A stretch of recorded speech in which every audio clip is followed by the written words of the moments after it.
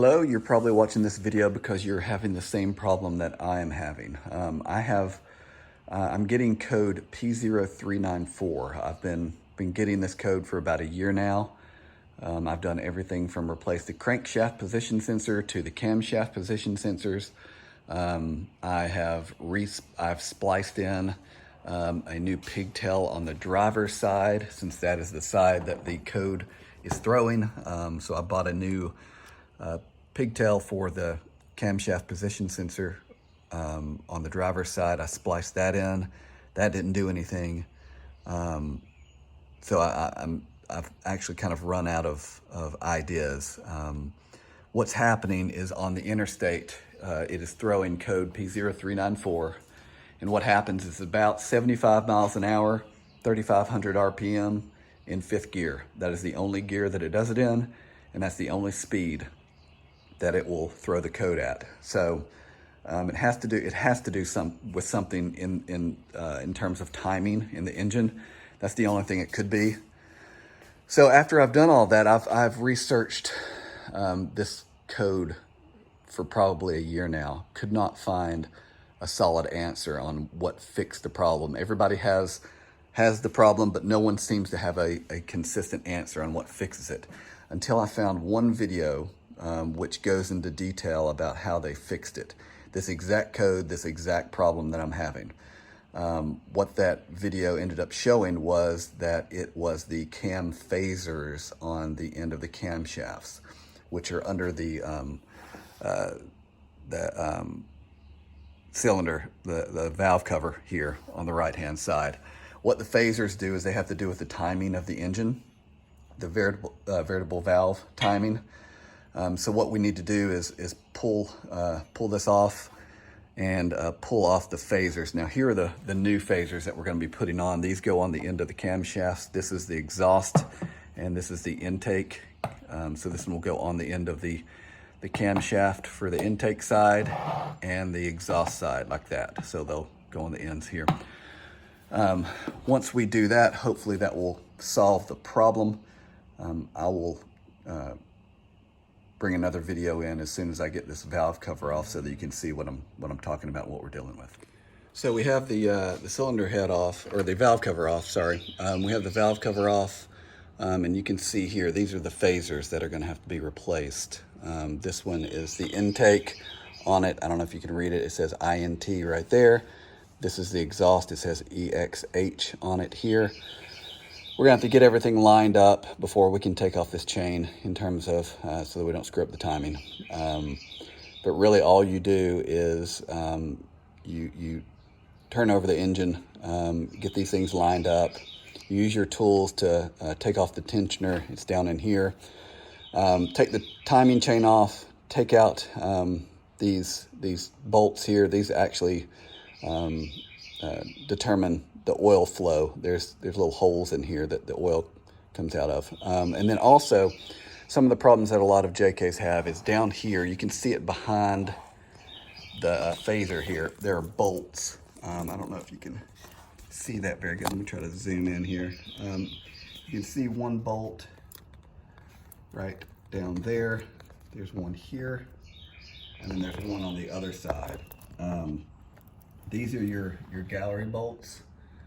What happens on a lot of these engines are those bolts are either loose or completely missing, and you'll find them down in the oil pan down below on the bottom side of the engine. Those need to be tightened up. A lot of people use Loctite, but I think I can't remember the torque specs. It might be 7 foot-pounds of torque, that those need to be tightened up too. So when we take off these phasers, we'll tighten those up as well and make sure that those are not loose. I've tightened them. I've had this valve cover off 3 times. I've tightened them in the past, but we'll check them to make sure that those are tight and that the phasers are correct. Now, if it ends up that it is the tone rings back here in the back, you see you have these 2 rings right here. There's a ring here and a ring here. The sensor sits down between these 2, and these are magnetic. And that's how it reads, or the sensor reads the camshaft's position. But again, the position can be thrown off by these phasers up here. So if these are broken or something's wrong with them, then the rings back here will read incorrectly or send a incorrect code through that sensor. It's probably a good idea to wipe these down. You can see and that might just be oil, but a lot of these sometimes have buildup on them. So it's probably just a good idea while you're in here to go ahead and wipe these down and check your camshafts as well to see if you need to replace them. If the tone ring ends up being the problem, you'll have to replace the entire camshaft because those are pressed on. So the only thing that you can take off of the camshaft are these phasers up front. So once I get these replaced, I will show you what the new ones look like. So I wanted to show you I have one of the phasers off. This is the tool that loosens the chain, and then once the chain's loosened, you unscrew the oil control valve. It's a bolt on the end, and then the phaser literally just pulls right off. You need to mark your timing chain in line with your phaser, but other than that, it's pretty straightforward, super easy. While I was at it, I am putting Loctite on the galley bolts. This is one. There's the other. I'm just gonna put Loctite on it and put it back in there and tighten it up so that way it doesn't come loose. That's where some of the problems have been on some of these vehicles. So I'm gonna do both phasers and then we'll check back as soon as I have it back together. All right, so both phasers are now on. The oil control valves were put back on, they were tightened back up. The galley bolts underneath were put Loctite on those, tighten those up.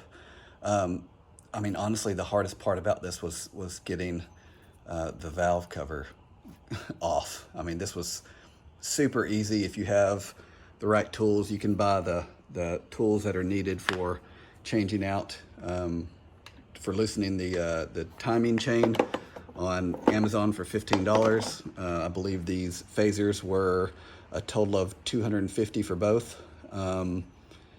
And then all it is work. I mean, I think I've put in maybe an hour and a half total of getting this thing apart, getting these changed out and put back on. And now it's just putting them back together. It's super easy. And then I will follow back up to see if this solves the problem. All right, we got the engine put back together. I would say total time spent swapping out both phasers on the driver's side was probably an hour and a half, maybe. I'm by no means a mechanic, so it's actually a very easy job to do, as long as you have the patience to try to get that valve cover on and off. That was literally the hardest part. So I will test drive it. I will probably go 75 at 300 or 3,500 RPMs and see if it throws the same code. If not, I will consider it fixed. I'll let you guys know. So this is the final video. I've put about 1,000 to 1,500 miles on the Jeep since I changed the phasers. I did get a code. I did get the P0394 code pop up once after I replaced the phasers. But what I didn't do when I did replace them is the hard reset for the codes. So how you do that is you take off the positive and the negative battery cable and you connect them together for 30 seconds. I just connected them together and left them overnight so that it would reset itself, the codes.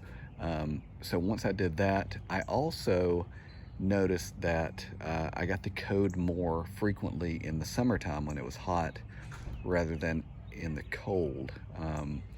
So I wondered if it was also could potentially be a oil problem, because that code has to do with oil as well.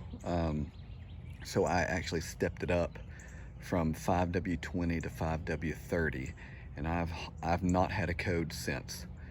So literally the day after I replaced the phasers, I got the code, I reset it, I did the hard reset, I changed the oil to 5W30, and I have not had a single code since.